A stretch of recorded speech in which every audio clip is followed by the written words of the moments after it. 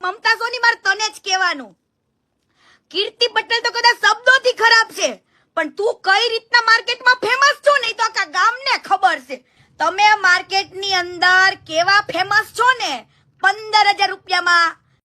નમસ્કાર મિત્રો, તમને તો ખબર જ હશે કે મમતા સોની વિક્રમ ઠાકોરના લીધે જ આગળ આવ્યા હતા. જો કે એ તો બધા લોકોને ખબર જ છે, કારણ કે મમતા સોનીને કોઈ પણ ઓળખતું નહોતું. ત્યારે વિક્રમ ઠાકોરની ઘણી બધી ફિલ્મો આવતી, જેના કારણે મિત્રો કીર્તિ પટેલનો હાલ જે વિડીયો વાયરલ થયો છે, શું ખુલાસો કર્યો છે, હું તમને વિડીયો બતાવ્યું છે અને વિડીયો જોયા પછી તમે પણ ચોંકી જશો. જો કે આપણે વાત કરીએ તો તમને સૌ લોકોને ખબર જ છે, કીર્તિ પટેલ ઠાકોર સમાજના સમર્થનમાં આવી હતી. તમને સૌ લોકોને ખબર જ છે, વિક્રમ ઠાકોરે આંદોલન ઉપાડ્યું હતું અને ત્યારબાદ તમને એ પણ ખબર હશે કે કીર્તિ પટેલ તેમજ ગુજરાતના નામી અનામી કલાકારોએ વિક્રમ ઠાકોરનો સાથ આપ્યો હતો, પરંતુ મમતા સોનીએ કોઈ પણ જાતનો વિડીયો નહોતો બનાવ્યો. ત્યારે બીજી બાજુ વાત કરીએ તો કીર્તિ પટેલ એવું કહી રહી છે કે મમતા સોની તું ખાલી વિક્રમ ઠાકોરના લીધે જ આગળ આવી છે અને એના માટે તે બે શબ્દો પણ ના કહ્યા.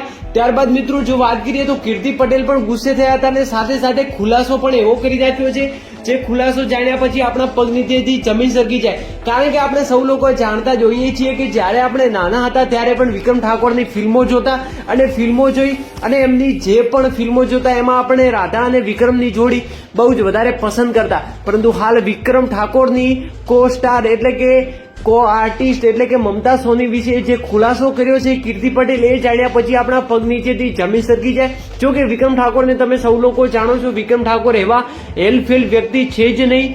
જો કે મમતા સોનીનો પણ આપણે ક્યારે એવા વિડીયો જોયા પણ નથી, તેમજ એમની વાતો પણ સાંભળી નથી. તો જો આપણે હવે વાત કરીએ તો હાલ જે કીર્તિ પટેલનો વિડીયો વાયરલ થઈ રહ્યો છે, એ હું તમને વિડીયો બતાવું અને એ વિડીયો જોયા પછી એ શું ખુલાસો કરે છે એના વિશે કીર્તિ પટેલને જવાબ તમારે જો આપવો હોય તો તમે કોમેન્ટ સેક્શનમાં આપી શકો છો.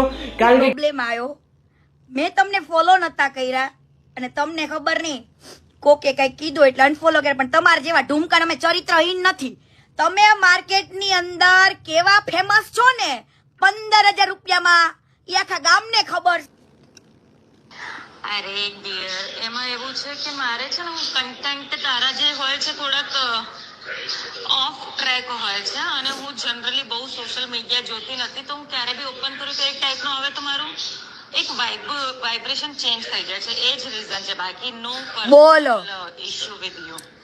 આને મને અનફોલો કરી અને રીઝન શું આપ્યું કે તારા કન્ટેન્ટ એવા આવે છે ને તો કે મારું થોડીક વાઇબ્રેશન ચેન્જ થઈ જાય છે.